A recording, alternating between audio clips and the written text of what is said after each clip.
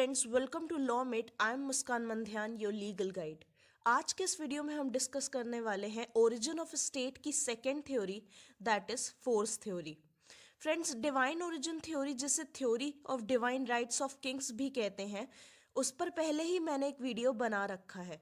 अगर आप उसे देखना चाहें तो उसका लिंक डिस्क्रिप्शन में दिया हुआ है। So guys, let's start. इस थ्योरी के एक्सपोनेंट्स हैं जेम्स बर्नहार्डी एंड ट्रीचके। फोर्स थ्योरी कहती है, जब कमजोर लोग किसी बहादुर इंसान के अधीन हुए और उसने कमजोरों को कंट्रोल करना शुरू किया, तब जाके स्टेट बना। That is the subjugation of the weak by the strong, and state is the result of superior physical force. इस थ्योरी में फोर्स का मतलब है फिजिकल फोर्स या एक्चुअल फोर्स, जिसे अपनी बात मनवाई जा सके। ये थ्योरी बेस्ड है इस मैक्सिम पर, war begat the king. Very simply, that kings are born out of war.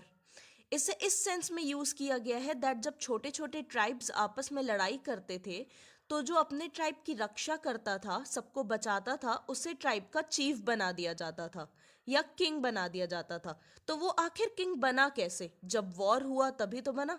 So war begat the king.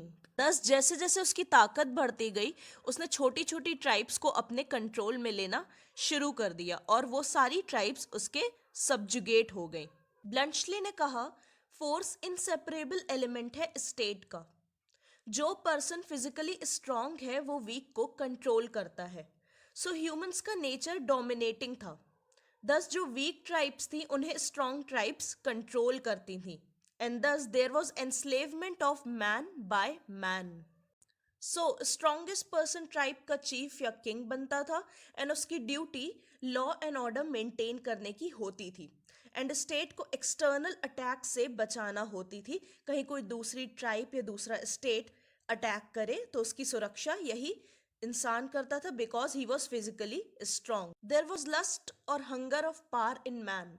तभी तो वॉर हो रहे थे, जिससे कमजोर लोग स्ट्रांग लोग के कंट्रोल में आ जाएं एंड फिर स्ट्रांग लोग अपना राज करें। फोर्स थ्योरी कहती है जो दंड का कॉन्सेप्ट है हिंदू स्क्रिप्चर्स में, वो एक्चुअली स्टेट की ताकत है, जिसे यूज करके किंग स्टेट को डेवलप करता था। एंड ये जरूरी था स्टेट की सिक्योरिटी के लिए, क्योंकि जब कोई गलत करेगा और किंग उसे सजा देगा तो बाकी लोग उसे देखकर वो गलत काम नहीं करेंगे, जिससे लॉ एंड ऑर्डर मेंटेन होगा एंड स्टेट ग्रो करेगा। दंड जरूरी था स्टेट के वेलफेयर एंड सिक्योरिटी के लिए। ये व्यू पॉइंट दैट स्टेट का बेसिस पावर है, इसे अलग अलग लोगों ने अलग अलग पर्पसेस के लिए यूज किया है। लेट्स सी वो क्या थे। फोर्स थ्योरी से माइट इज राइट का कॉन्सेप्ट प्रिवेल हुआ। मतलब जिसके पास ताकत है वो जो चाहे कर सकता है, भले ही वो गलत हो, क्योंकि जिसकी लाठी उसकी भैंस। उस वक्त बहुत सारे कॉन्क्वेस्ट्स हो रहे थे। बड़ी बड़ी ट्राइब्स छोटी छोटी ट्राइब्स को अपने में मिला लेती थी।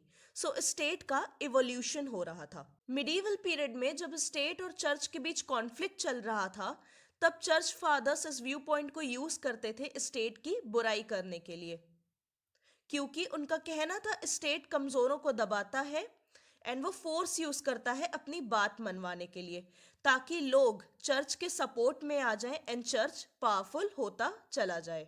जो एनार्किस्ट थे, मींस वो लोग जो किसी तरीके की अथॉरिटी या लॉ एंड ऑर्डर पर बिलीव नहीं करते, मींस अराजकतावादी, उन्होंने इस व्यू पॉइंट का यूज किया एंड स्टेट को डिनाउंस किया, क्योंकि स्टेट जबरदस्ती अपनी बात मनवाता है लोगों से पार के बेसिस पर, और इससे इंडिविजुअल मोरली और फिजिकली ग्रो नहीं कर पाते। इंडिविजुअलिस्ट स्टेट को इसेंशियल ईविल मानते हैं।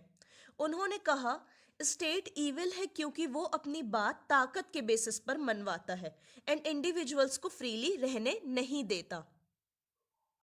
बट स्टेट इसेंशियल भी है, क्योंकि स्टेट के ना होने से एनार्की आएगी, मींस अराजकता फैलेगी और लोग कंट्रोल में नहीं रहेंगे।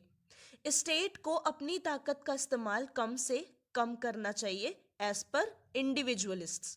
स्पेंसर एंड लुडविग का मानना था कि जो कमजोर है उन्हें जीने का अधिकार नहीं है, सिर्फ ताकतवर को ही जीने का अधिकार है। That is the weak has no right to survive and only strong has a right to survive. Oppenheimer ने कहा फोर्स स्टेट का सिंबल है। जो स्ट्रांग लोग हैं वो स्टेट की मदद से फाइनेंशियली भी स्ट्रांग बनते हैं, जिन्हें कैपिटलिस्ट कहा जाता है, और वो लेबर क्लास को इकोनॉमिकली एक्सप्लॉइट करते हैं, जिसमें स्टेट कैपिटलिस्ट की मदद करता है। दस स्टेट को खत्म कर देना चाहिए एंड एक क्लासलेस सोसाइटी आनी चाहिए। मसलिनी एंड हिटलर जैसे डिक्टेटर्स ने इस व्यू पॉइंट को यूज किया एंड फोर्स थ्योरी को एक्सेप्ट किया अपनी डिक्टेटरशिप बरकरार रखने के लिए। अच्छा, जॉन हिक्स ने कहा था states are established with the help of sword and are also protected and defended by the sword itself. मतलब पार से ही स्टेट बनता है और पार से ही उसकी रक्षा होती है। जो ताकतवर है वो दूसरों से अपनी बात मनवाकर अपने मन की करवा सकता है। इंटरनली स्टेट पुलिस की हेल्प लेता है लॉ एंड ऑर्डर मेंटेन करने के लिए, एंड एक्सटर्नली आर्मी की हेल्प लेता है स्टेट अपने सिटीजन्स और सॉवरेनिटी की रक्षा करने के लिए।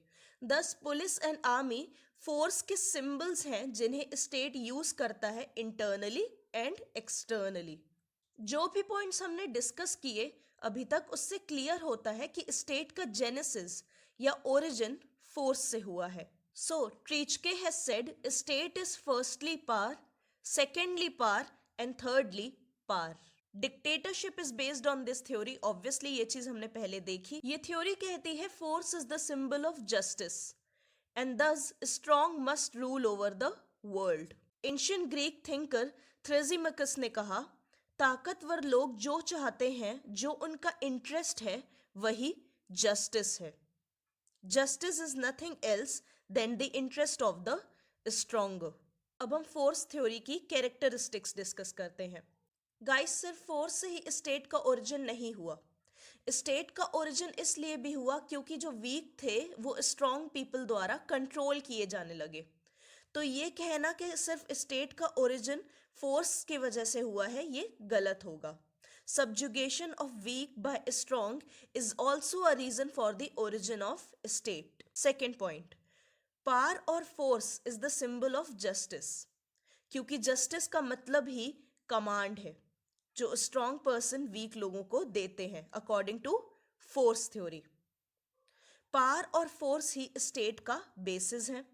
Third point. Fourth point, state सबसे स्ट्रॉन्ग है और वो internally as well as externally खुद को कैसे एक्सप्रेस करता है? फोर्स के थ्रू ही एक्सप्रेस करता है। किंग्स का जेनेसिस या ओरिजिन वॉर से हुआ। स्टेट की जो सोल है वो फोर्स है। फोर्स है तो स्टेट है, फोर्स नहीं तो स्टेट नहीं। Thus, state exists with force and dies with force.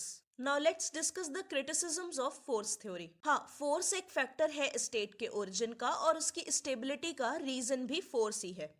But ऐसा कहना कि फोर्स सिर्फ एक फैक्टर है, ऐसा गलत होगा। जैसे सीली, उनका कहना था फोर्स की वजह से स्टेट इमर्ज नहीं हुआ, बल्कि स्टेट का जो एक्सपेंशन हुआ वो फोर्स की वजह से हुआ। कुछ इंपॉर्टेंट पॉलिटिकल थिंकर्स फोर्स को एक्सेप्ट नहीं करते क्योंकि उनका मानना है फोर्स एक स्टेबल फैक्टर नहीं है, वो कहीं कम होता है तो कहीं ज्यादा होता है, एंड स्टेट का स्टेबल रहना जरूरी है। उन्होंने ये भी कहा जब जब स्टेट ने फोर्स का यूज किया है अपनी बात मनवाने के लिए, तब तब उसकी पॉलिसीज अपोज की है लोगों ने। फोर्स थ्योरी ने कहा इंडिविजुअल्स स्टेट की कमांड इसलिए फॉलो करते हैं क्योंकि उन्हें पनिशमेंट से डर लगता है, जबकि इसका रीजन है लोग अपना भला चाहते हैं, अपना वेलफेयर चाहते हैं, तभी वो स्टेट की कमांड्स को फॉलो करते हैं।